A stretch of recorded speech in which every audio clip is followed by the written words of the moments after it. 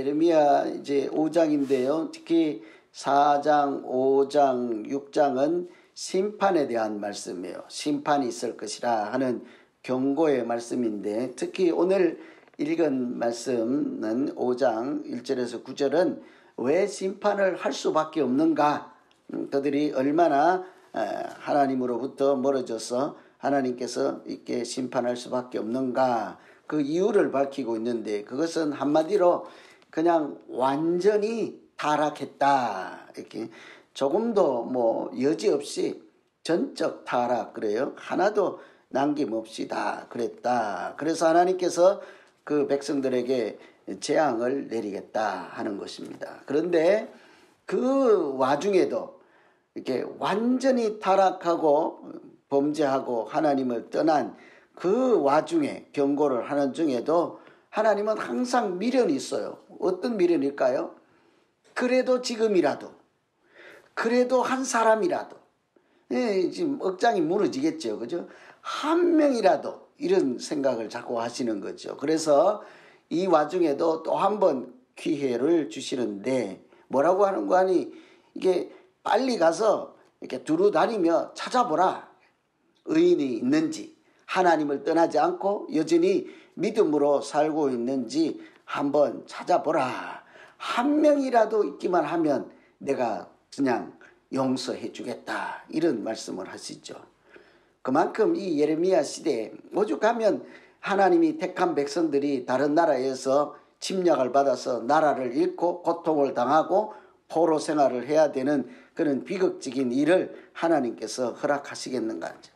그래서 예레미야 시대에 자기들은 택한 백성, 하나님의 백성이라고 말은 하지만 실제로는 하나님을 찾거나 의를 행하거나 공의를 하는 사람, 진리를 구하는 사람이 한 명도 없었다는 거죠. 이런 정도로 완전하게 타락한 이런 상황을 보면서, 또 이럴 때 하나님께서 하시는 말씀을 들으면서 우리가 어떤 교훈을 얻고 어떻게 기도를 해야 할까, 이런 차원에서 오늘 이 새벽에 같이 기도하시면 되겠습니다. 우선은 한 사람이 중요하다. 세상적으로 보면 한 명이 뭘 중요하겠습니까? 그죠? 투표를 해도 요즘 정치인들은 표를 많이 얻으려면 그 사람들의 사상이나 뭐가 어떤지 아무 문제가 되지 않잖아요.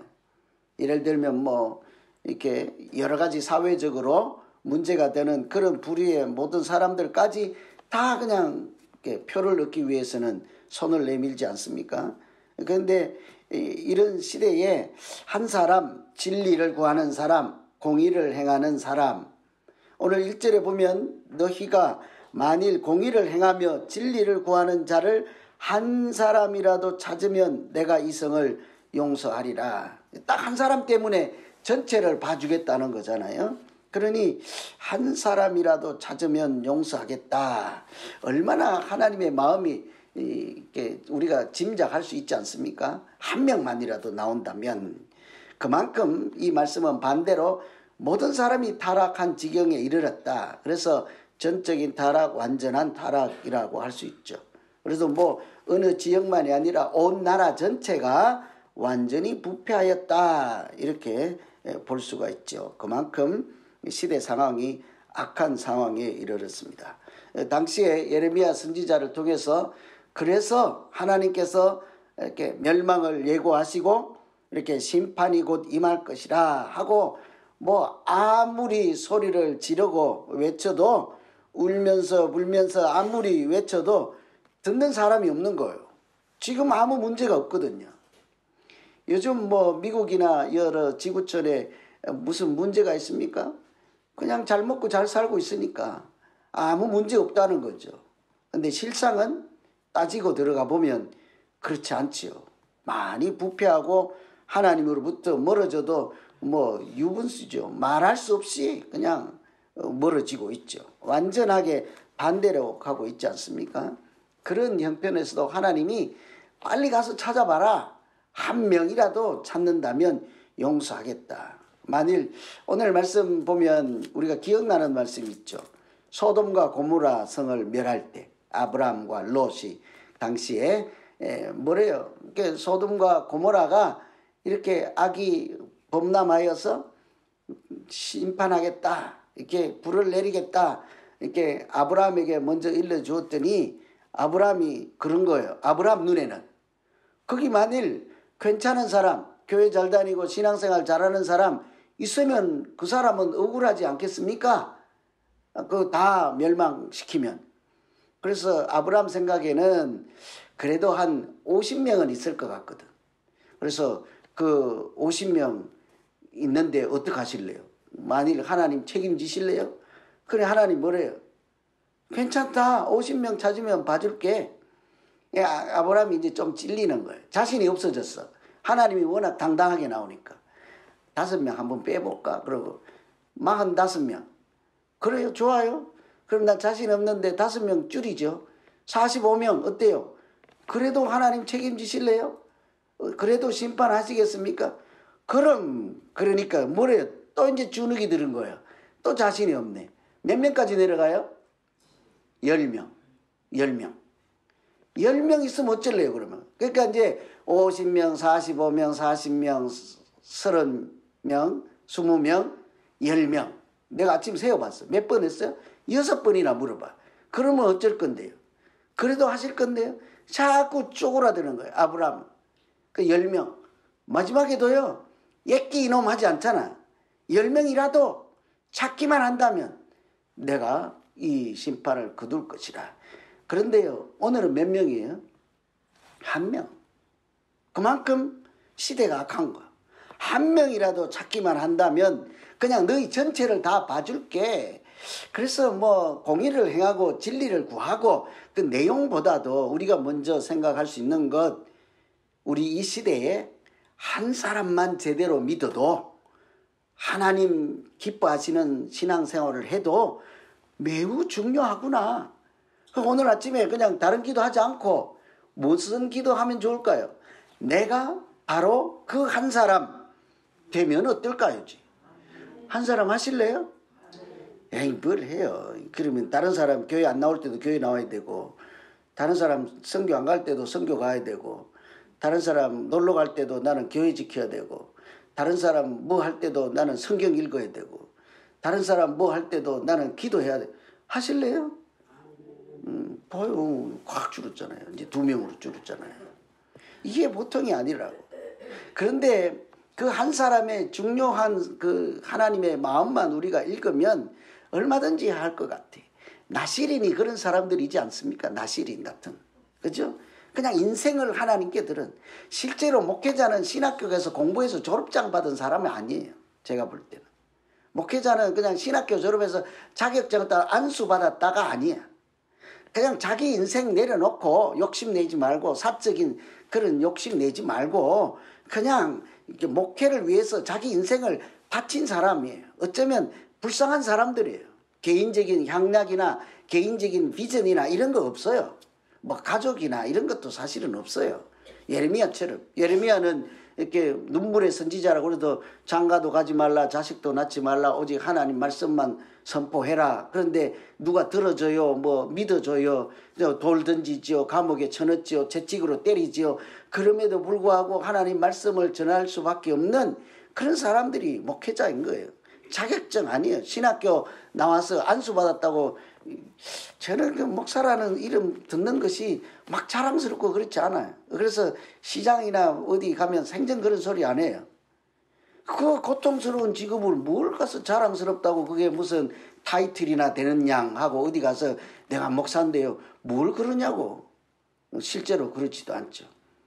예수님처럼 흐름하게 있고 그냥 나그네 모양으로 와서 그 머리 둘 것도 없이, 그러나 하나님의 뜻을 구하고 이렇게 가시밭길, 좁은 길, 그런 십자가의 길, 그런 것이지 않겠습니까? 그런 한 사람만 있으면 희망이 뭐예요? 모두를 살릴 수 있다는 거잖아요. 여러분, 우리 교회도요, 한 사람만 있으면 하는 생각을 할 때가 있어요.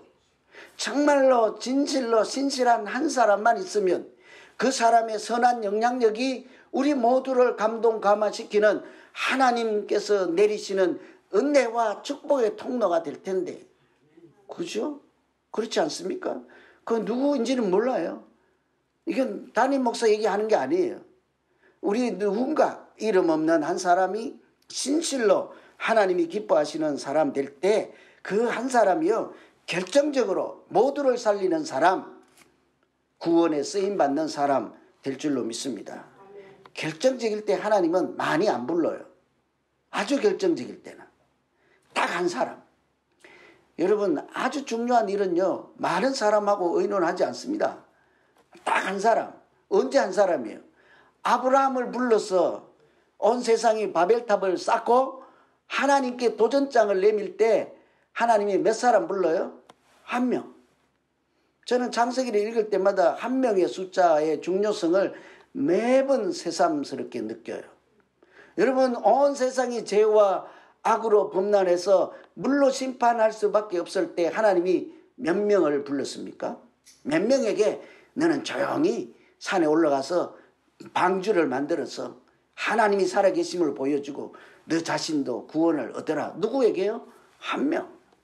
그 한 명을 통해서 열국의 백성들이 나오잖아요. 우리 애굽으로 갔을 때 그 누구가 야곱의 후손들이잖아요. 한 명이야, 한 명. 저는 그래서 오늘 아침에 다른 기도 뭐가 진리를 구하고 뭐가 공의를 구하는지 또 중요하지만 그것을 그냥 쉽게 하나님의 뜻을 구하고 하나님의 말씀에 합당하게 진실로 진실되게 신앙생활하는 그 한 사람 내가 되게 해주셔서 하나님 좀 어렵더라도 그 길로 갈 때 하나님 나를 통해서 우리 교회를 살리고 우리 가정을 살리고 이 세상에 하나님의 은혜가 내려가는 축복의 통로로 쓰임받을 수 있도록 도우시고 인도하여 주십시오. 이렇게 기도하기를 소망합니다. 두 번째는요. 이렇게 한 사람이 중요할 뿐만 아니라 한 마음이 중요해요. 한 마음. 마음이. 7절에 보시면 내가 어찌 너를 용서하겠느냐. 너 자녀가 나를 버리고 신이 아닌 것들로 맹세하였으며 내가 그들을 배불리 먹인 적 그들이 간음하며 창기의 집에 허다히 모였다. 여기에 보면요. 나를 버리고 신이 아닌 것들로 맹세하였다. 이렇게 표현하죠. 이래서 이 이스라엘 하나님의 백성들이 멸망할 수밖에 없는 까닭이 이 부분인 거예요. 하나님을 버리고 신이 아닌 것들 앞에 가서 절을 하고 맹세를 하고 자기의 앞길을 맡겼다 이런 얘기죠. 그것을 간음이라는 단어로 표현하고 있고 우리 요즘 표현으로 하면 우상을 숭배하였다 하는 거죠. 우상 숭배라는 것이 무엇이겠습니까? 온전히 하나님만 바라보다가 안 되겠거든요. 하나님만 가지고는 안 되겠거든. 그러니까 다른 주머니를 하나 더 차는 거예요. 주일날은 교회 가고 월요일날은 이제 우상에 가고 두 개도 안 되면 이제 수요일날은 산에 올라가서 나무에 가서 고사를 지내고 이렇게 하는 거예요. 너무 안전해야 되겠거든. 요즘 재산 관리나 주식 투자할 때 어떻게 해요? 포트폴리오 한다고 그러잖아요. 분산 투자. 이렇게 부동산에도 해놓고 은행에도 해놓고 그것도 안 되겠거든. 그거 어떻게 해요? 침대 밑에도 넣어놓고.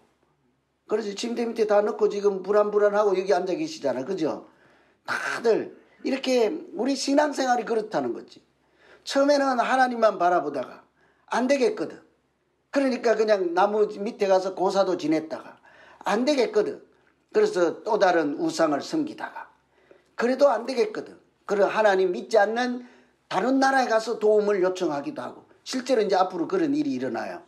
하나님을 알지 못하는 나라에 가서 오히려 너희가 나의 구세주가 되어줄 수 있겠니? 하나님께 해야 할 말을 다른 사람에게 가서 한다고요. 우리도 이렇게 하나님을 온전히 사랑하지 못하는 모습이 어떤 것인지를 잘 생각해야 돼요. 그것은 한마디로요. 우리 마음을 자꾸 나누어서 여기저기 하는 거예요. 여러분 젊은 사람들은 이제 연애하거나 사랑하거나 결혼할 때요. 오늘은 이 사람 만났다가 내일은 저 사람 만나고 또 다른 사람을 찾아서 만나볼까? 결혼이 가능해요? 아니에요? 그래도 결혼하실 거예요? 안 한다고. 조금 욕심내면 뭐예요? 일생 나만 바라봐. 그러잖아요. 그죠? 일생 나만 바라봐. 옆눈, 곁눈 안 돼. 허튼 눈 안 돼.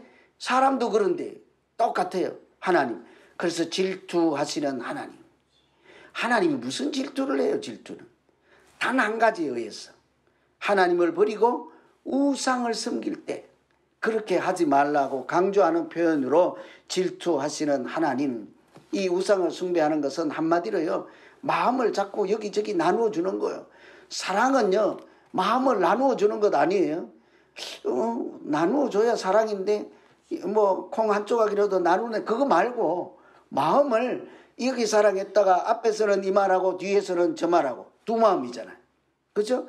하나님 앞에서는 이 말하고 또 우상 앞에 가서는 다른 말하고 그것도 두 마음이잖아요. 항상 우리가 이 사람 앞에 저 사람 앞에 앞에서나 뒤에서나 하나님 앞에서 항상 한결같은 마음, 한 가지 마음, 그것을 온전한 사랑이라 할 수 있는 거죠. 그래서 제가 이 말씀을 전하려고 이렇게 하다 보니까 처음에 불렀던 그 찬양이 자꾸 생각나더라고요. 전 314장이 가끔 자꾸 생각나요. 제가 좋아하는 찬양이기도 하고, 한국에 가신 그 박군자 군사님이 좋아하는 찬양이기도 하고, 거기 보면 내 구주 예수를 더욱 사랑, 엎드려 비는 말, 뭐예요? 엎드려 비는 말인 뭐예요? 내 구주 예수를 더욱 사랑합니다잖아요. 근데 거기 보면 3절에 이런 가사가 있어요. 이 세상 떠날 때 찬양하고 숨질 때 하는 말 이것일세. 뭐예요?